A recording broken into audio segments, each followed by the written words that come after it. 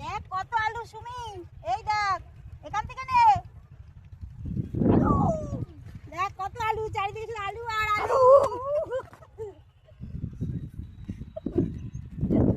কত আলু তুলেছি দেখ। আমরা চলে এসেছি গাইস, এখন দেখো বন্ধুরা আমরা আলু খেতে আলু তুলছি। যারা যারা আলু নেবে চলে আসো এখানে, দেখো প্রচুর প্রচুর এখানে আলু, প্রচুর আলু ফ্রিতে। যারা আলু নিতে চাইছে চলে আসো তাড়াতাড়ি, দেখো প্রচুর আলু, সেই চারিদিকে আলু, মাঝখানে আমরা আলুর মাঝখানে কি রে এ কত আলু এখানে।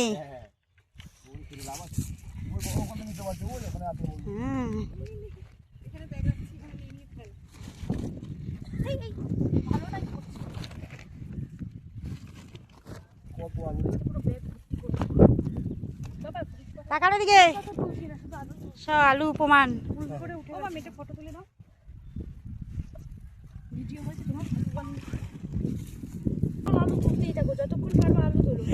যখন লাগবে তখন মা 1 সেকেন্ডও দাঁড়াতে পারবে না।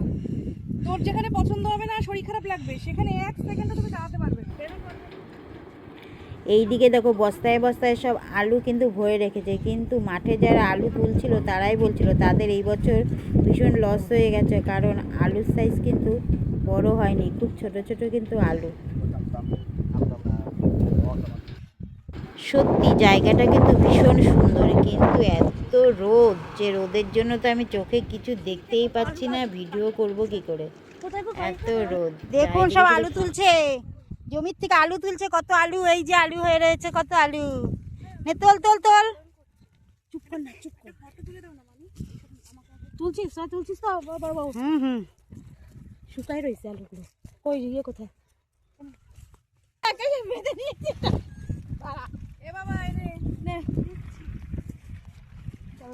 আমি বেঁচে বেঁচে বড় আলুর জন্য কি করছিল দিলে না। এই যে এখন আমরা চলে এসেছি সব আলু খেতে, চারিদিকে শুধু আলু আর আলু।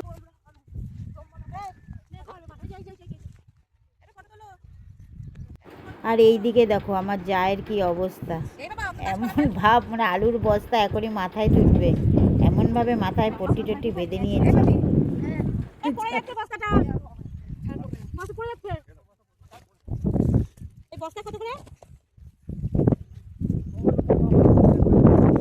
আমার কিন্তু বেশ ভালোই লাগছিল, নিজের হাতে জমি থেকে আলু তুলছিলাম, বেশ মজাই লাগছিল কিন্তু।